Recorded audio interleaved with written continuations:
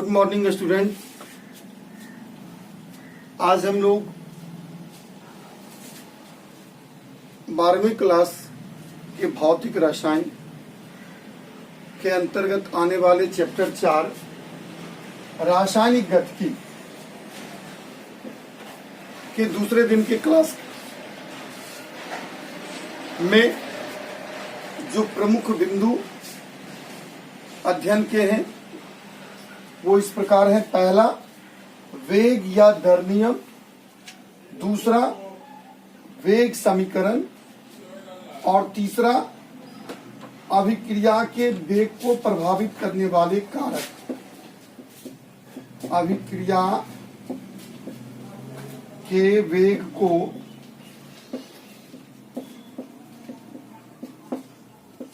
प्रभावित करने वाले कारक। प्रभावित करने वाले कारक।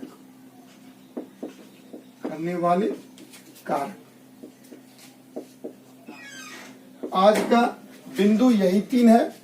पहला क्या है बेटा? वेग या दर नियम। दूसरा क्या है?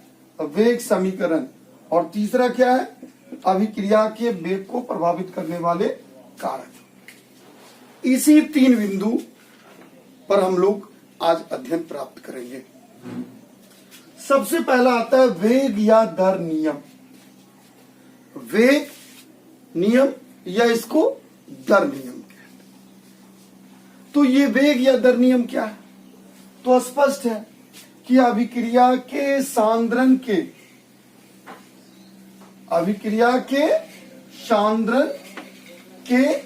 पदों में अभिक्रिया के वेग का निरूपण वेग नियम कहलाता है।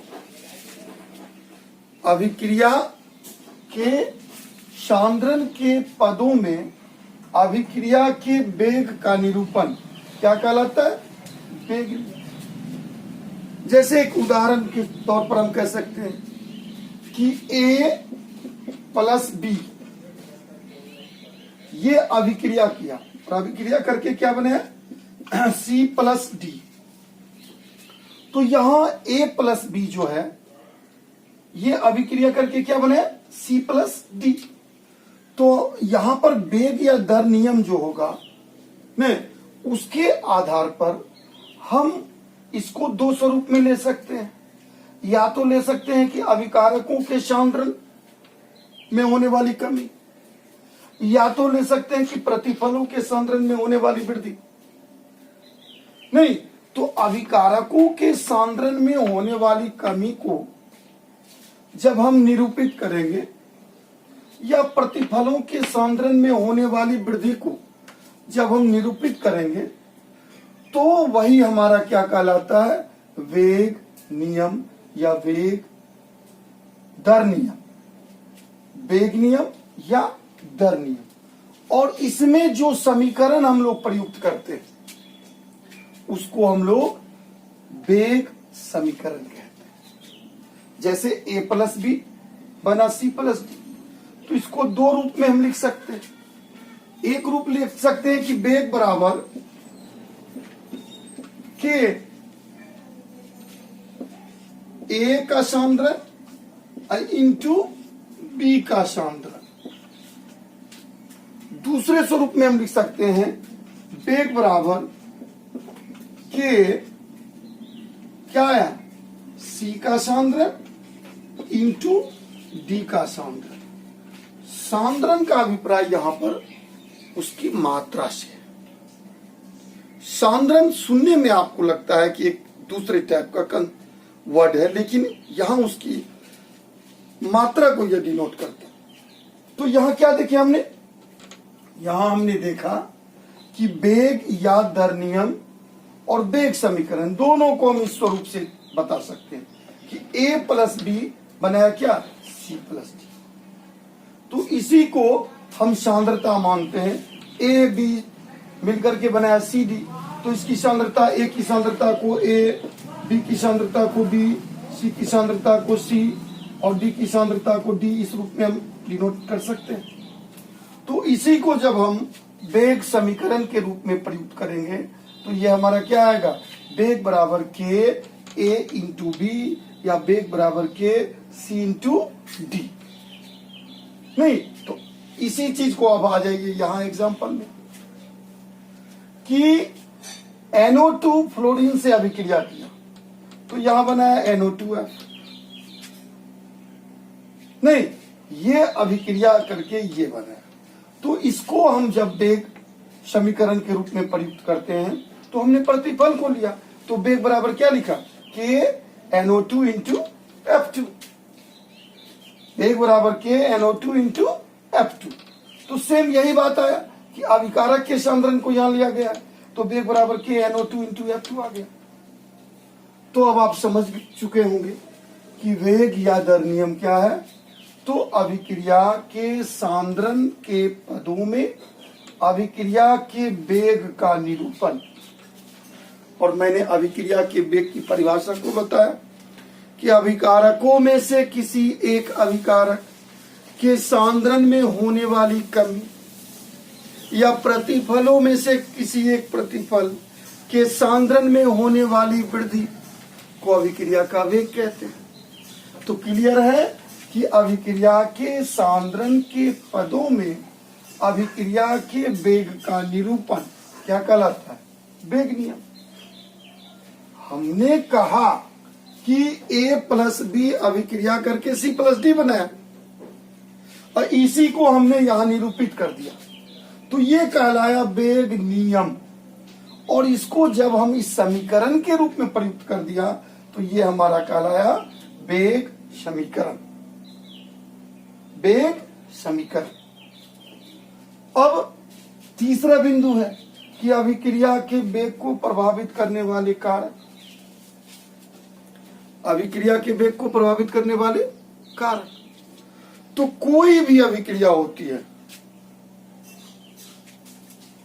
उस अभिक्रिया के वेग को प्रभावित करने वाले कुछ कारक होते हैं। यहां रासायनिक अभिक्रिया के वेग को प्रभावित करने वाले कारक जो हैं उसमें सबसे पहला कारक है सांद्रण। क्या है बेटा, पहला कारक है सांद्रण, अभिकारकों का सांद्रण। इसको हम कह सकते हैं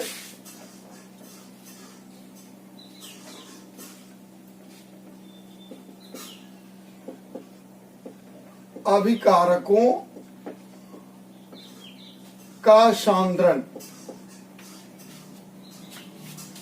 सीधी सी बात है कि अभिकारक का सांद्रण जितना अधिक होगा अभिक्रिया का वेग उतना ही अधिक होगा। अभिकारक का सांद्रण जितना कम होगा अभिक्रिया का वेग उतना ही कम होगा। दूसरा आता है हमारा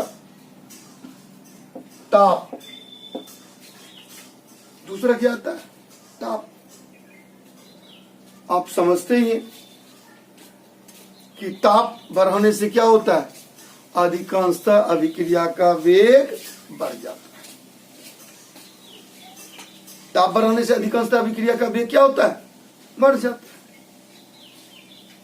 नहीं, हमारी माँ बहनें घर में खाना बनाती है, एक नियत समय पर बच्चे स्कूल जाते हैं, घर के जो कामकाज के लोग हैं वो भी अपने काम पर जाते हैं, और किसी दिन जगने में वह विलंब कर देती है, तो क्या करती है, काम तो उसको उतना ही करना है, तो उस दिन गैस चूल्हे का जो रेगुलेटर होता है उसको टॉप पर कर देती है, अर्थात गैस का जो फ्लेम निकलता है वह अधिक मात्रा में निकलता है, अर्थात ताप को वह बढ़ा देती है, जिससे जो खाना अधिक देर में पकने वाला होता है वह खाना जल्दीबाजी में पक जाता है। नहीं तो क्या हुआ कि ताप को बढ़ा करके उन्होंने इन बातों का मेंटेन कर लिया। तो क्या देखा आपने कि ताप के बढ़ने से सामान्यतः अभिक्रिया का वेग क्या होता है, बढ़ता है। तीसरा आपका आ गया अभिकारकों की प्रकृति। अभिकारकों की प्रकृति। ये क्या है भाई? तो सीधी सी बात है कि जिस अभिकारक के सतही क्षेत्रफल अधिक होंगे उसकी अभिक्रिया का वेग अधिक होगा। अभिकारकों का सतही क्षेत्र जो है उसका क्षेत्रफल जितना अधिक होगा, अभिकारकों का जो सतही भाग है सतह ने उसका क्षेत्रफल जितना अधिक होगा अभिक्रिया का वेग उतना ही अधिक होगा। चौथा आपका आता है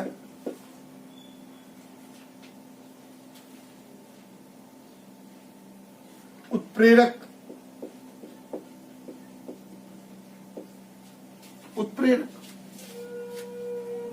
उत्प्रेरक भी जो है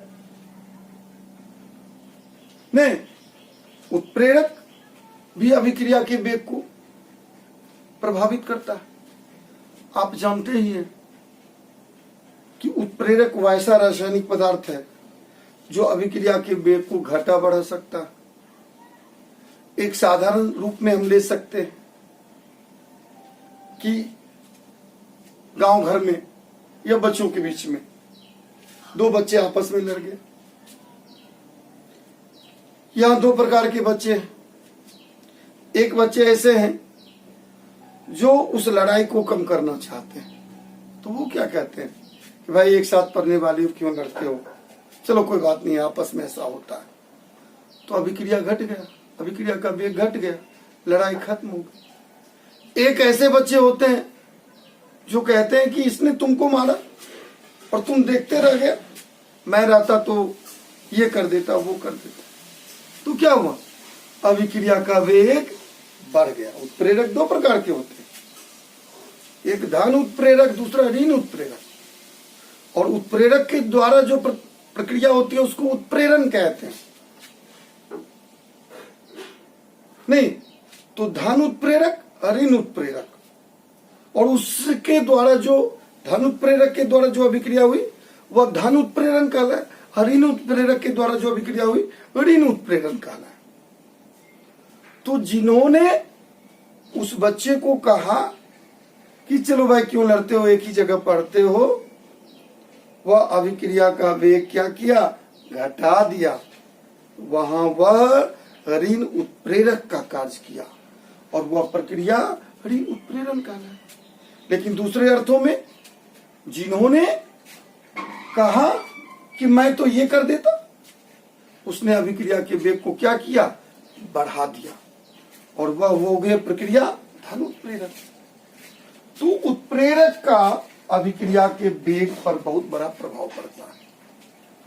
पांचवा आपका आ गया विकिरण। विकिरण, विकिरण मतलब यहां प्रकाश से हाइड्रोजन एवं क्लोरीन के बीच की अभिक्रिया प्रकाश की उपस्थिति में तीव्र गति से होती है, लेकिन प्रकाश की अनुपस्थिति में मंद गति से होती है। तो H2 + Cl2 जो बनता है Cl, यह प्रकाश की उपस्थिति में तीव्र गति से होती है और प्रकाश की अनुपस्थिति में यह मंद गति से होती है। और छठा है अभिकारकों की भौतिक अवस्था। अभिकारकों की भौतिक अवस्था। भौतिक अवस्था नहीं तो अभिकारकों की भौतिक अवस्था पर भी अभिक्रिया का वेग निर्भर करता है। हमने यहां बताया अभिकारकों की प्रकृति में, क्षेत्रफल और अभिकारकों की भौतिक अवस्था में, दोनों जगह क्षेत्रफल मायने रखता है। लेकिन फर्क ये होता है कि यहां भौतिक अवस्था में उसके सतही क्षेत्रफल पर पूर्ण रूप से डिपेंड करते हैं, और ये अभिकारकों की प्रकृति में क्या होता है कि किसी की प्रकृति, जैसे सोडियम ठंडे जल के साथ आसानी से अभिक्रिया कर लेता है, लेकिन मैग्नीशियम गर्म जल के साथ आसानी से अभिक्रिया करता है। तो यह सोडियम की अपनी प्रकृति है, कि यह ठंडे जल के साथ आसानी से अभिक्रिया करता है और मैग्नीशियम गर्म जल के साथ अभिक्रिया करता है। तो आपने क्या देखा कि किसी भी अभिक्रिया के वेग को प्रभावित करने वाले कुछ कारक होते हैं। उनमें क्या है? पहला अभिकारकों का सांद्रण, दूसरा क्या है? ताप, तीसरा अभिकारकों की प्रकृति, चौथा उत्प्रेरक, पांचवा विकिरण और छठा अभिकारकों की भौतिक अवस्था। ये सारी चीजें जो है वह किसी भी अभिक्रिया के वेग को प्रभावित करता है। तो आज की पढ़ाई में हम लोगों ने क्या देखा? सबसे पहले वेग या दर नियम। तो क्या पढ़ा कि अभिक्रिया के सांद्रण के पदों में अभिक्रिया के वेग का निरूपण क्या कहलाता है? वेग नियम। फिर वेग समीकरण। तो वेग नियम में जो प्रयुक्त समीकरण होते हैं उसी को क्या कहते हैं? वेग समीकरण। और 2NO2 प्लस F2 2NO2F का वेग बराबर हम इस रूप में लिखते हैं, या A plus B C equal to C plus D बनता है, उसका हम इस रूप में लिख सकते हैं, प्रतिकारक के रूप में यहाँ और प्रतिफल के रूप में इसको इस रूप में हम लिख सकते हैं। अब अंत में आया कि अभिक्रिया के वेग को प्रभावित करने वाले कारक, तो उसमें ये 6 कारक आए। अभिकारकों का सांद्रण, ताप, अभिकारकों की प्रकृति, उत्प्रेरक, विकिरण और अभिकारकों की भौतिक अवस्था। तो आज हम लोग इतना ही, शेष बातें अगले क्लास में।